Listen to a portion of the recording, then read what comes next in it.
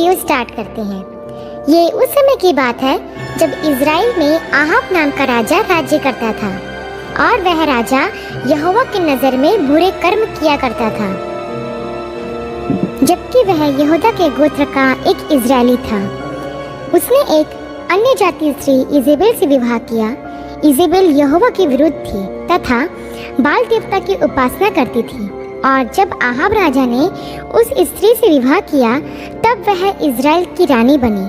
और इजेबेल के साथ साथ राजा आहाब भी यहोवा को छोड़ बाल देवता ही की उपासना करने लगा। और यह रानी इजेबेल इज़राइल के सभी नबियों से नफरत किया करती थी, क्योंकि वह सब नबी यहोवा को ही मानते थे।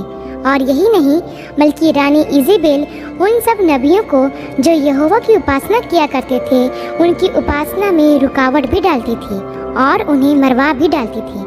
रानी इजेबेल की आत्मा एक बुरी दुष्ट आत्मा थी जो यहोवा के सारे नबियों को घात पहुंचाती थी। उसी समय वहां एलिया नबी भी यहोवा का कार्य करता था। जब एलिया नबी ने बाल के पुजारियों को स्वर्ग से आग उतारकर यहोवा के सामने झुकाया, फिर जब रानी इजेबेल को यह से पता चला कि एलिया ने उसके बाल देवता को झूठा साबित कर दिया है, तब इजेबेल ने एलिया नबी को मारने के लिए अपने दूतों को भेजा।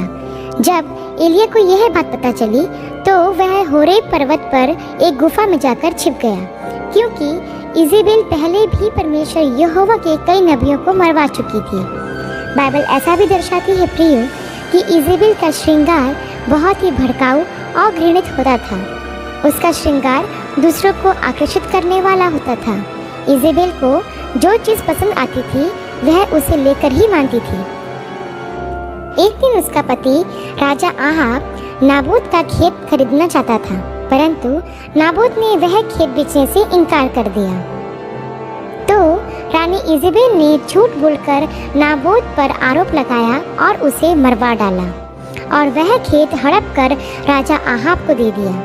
इस प्रकार की आत्मा रानी इजेबेल के जीवन में काम करती थी, झूठ की, वासना की तथा विरोध की। इस प्रकार की दुष्ट आत्मा आज भी कई लोगों के जीवन में कार्य कर रही है। बाइबल हमें अच्छे और बुरे दोनों चरित्रों के बारे में बताती है, जिससे हम अपने जीवन में सही बातों का निर्णय ले सकें। इसलिए प्रियो, हमें इजेबेल के जीवन चरित्र के बारे में जानना बहुत ज़रूरी है, ताकि हम भी अपने आप को इस प्रकार की आत्मा से बचा कर रख सकें।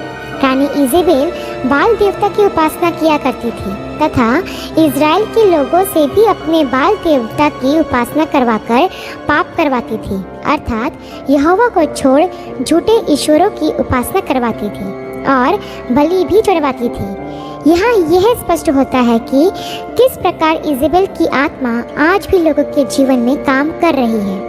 यह ज़रूरी नहीं है कि यह आत्मा सिर्फ महिलाओं में ही काम करे, बल्कि वह महिलाओं और पुरुषों दोनों में काम करती है।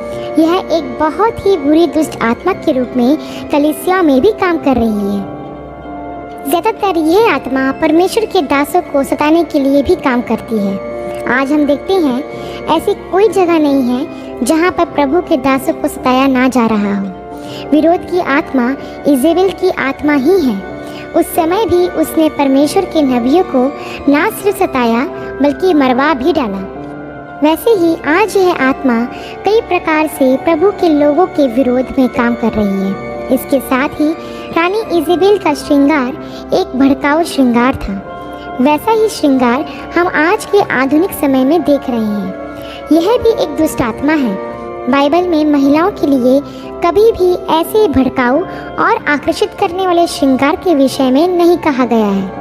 बाइबल के अनुसार हमें हमेशा सादा ही श्रृंगार करना चाहिए। महिलाओं की सुंदरता शारीरिक नहीं परंतु आत्मिक होना चाहिए, जैसे कि पहला पतरस 3 अध्याय के 3 और 4 वचन में लिखा है कि तुम्हारा श्रृंगार दिखावटी ना हो, अर्थात बाल गूंथना और सोने के गहने या भांति भांति के कपड़े पहनना, वरन तुम्हारा छिपा हुआ और गुप्त मनुष्यत्व नम्रता और मन की दीनता की अविनाशी सजावट से सुसज्जित रहे, क्योंकि परमेश्वर की दृष्टि में इसका मूल्य बड़ा है।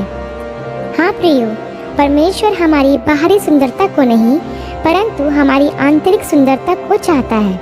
इजेबेल का सबसे महत्वपूर्ण काम है विश्वासियों को भटकाना और उनके अंदर वासना उत्पन्न करवाना तथा परमेश्वर के दास और दासियों को झूठे आरोपों में फंसाना। यहाँ हमें इजेबेल के बारे में जानना बहुत ही ज़रूरी है, क्योंकि हम विश्वासियों को यह पता होना चाहिए कि हमारा आत्मिक युद्ध किस प्रकार की आत्मा से है।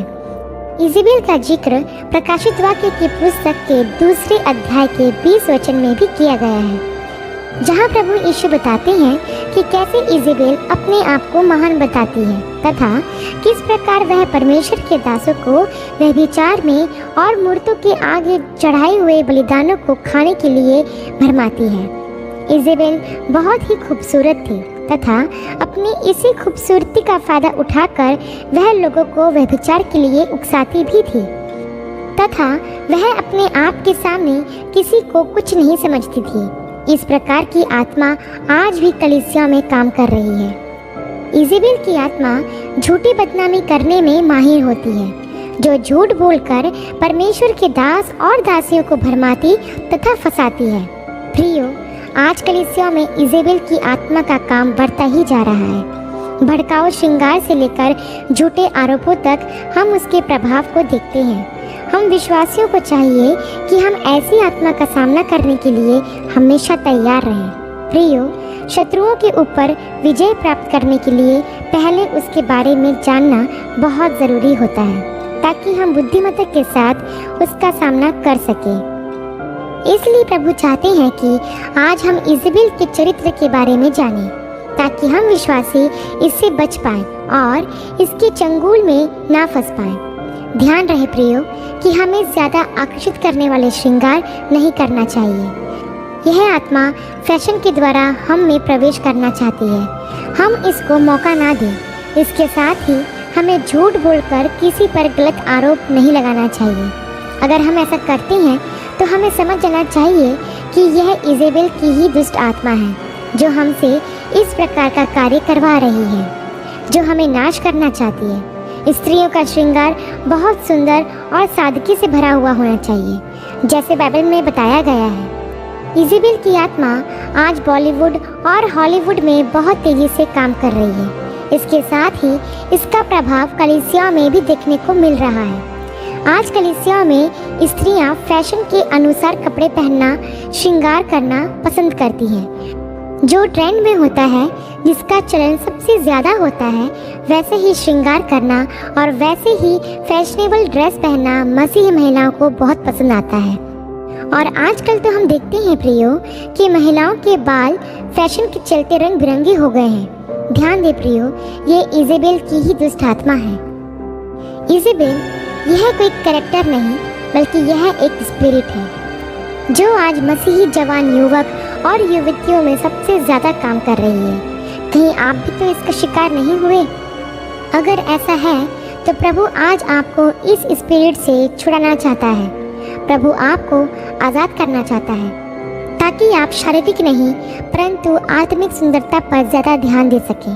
प्रियो, हमारा परमेश्वर हमारे शरीर को नहीं परंतु हमारे शुद्ध मन को पसंद करता है। रानी इजेबेल का अंत भी वैसा ही हुआ जैसे परमेश्वर के दास एलिया नबी ने भविष्यवाणी की थी। उसने कहा था कि इज़राइल के किले के पास इजेबेल को कुत्ते खा जाएंगे। तो प्रियो, ऐसा ही हुआ।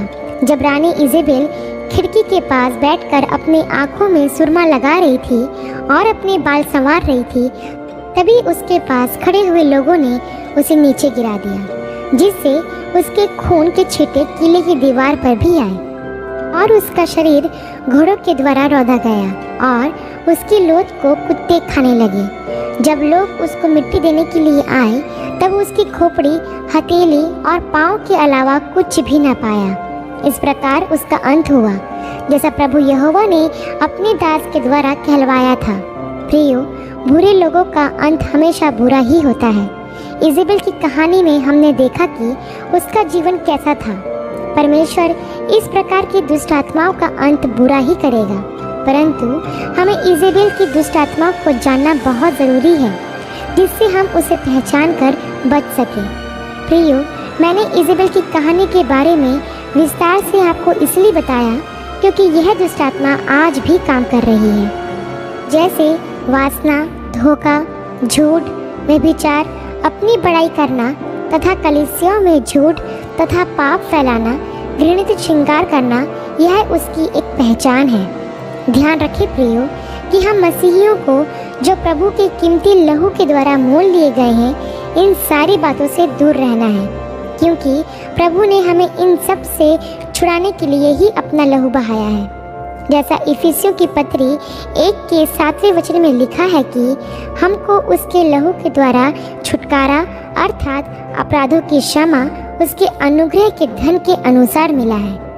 इसके साथ ही प्रियो, हम विश्वासियों को किसी अविश्वासी से विवाह नहीं करना चाहिए। ऐसा करके विश्वासी उनके झूठे धर्म में फंसकर उसकी उपासना भी करने लग जाता है, जिसके कारण उनके जीवन व परिवार का नाश हो जाता है। जैसे आहाब राजा ने इजरायली होते हुए भी अन्य जाति स्त्री इजेबेल से विवाह किया और बाल देवता की उपासना शुरू कर दिया, जो कि परमेश्वर यहोवा की दृष्टि में अपराध था तथा उसका अंत भी इजेबेल की तरह ही हुआ। तो हमें ध्यान देना चाहिए प्रियो कि एक मसीह विश्वासी होने के नाते हमारा चाल चलन, हमारा श्रृंगार किस प्रकार का है। हमें सदा परमेश्वर के वचन से अपने आप को भरे रखना चाहिए, जिससे हम हर एक दुष्ट आत्मा के घेराव से बच सकें। आशा करती हूँ प्रियो, रानी इजेबेल का संक्षिप्त विवरण आपको समझ में आया होगा। बस आपसे एक ही रिक्वेस्ट है कि इसकी स्पिरिट को अपने ऊपर हावी ना होने दें, उसका सामना करें। प्रभु आपको ज़रूर विजय देगा। अगली वीडियो में एक नए विषय के साथ आपसे फिर मुलाकात होगी। तब तक के लिए आप सबको जय मसीह की।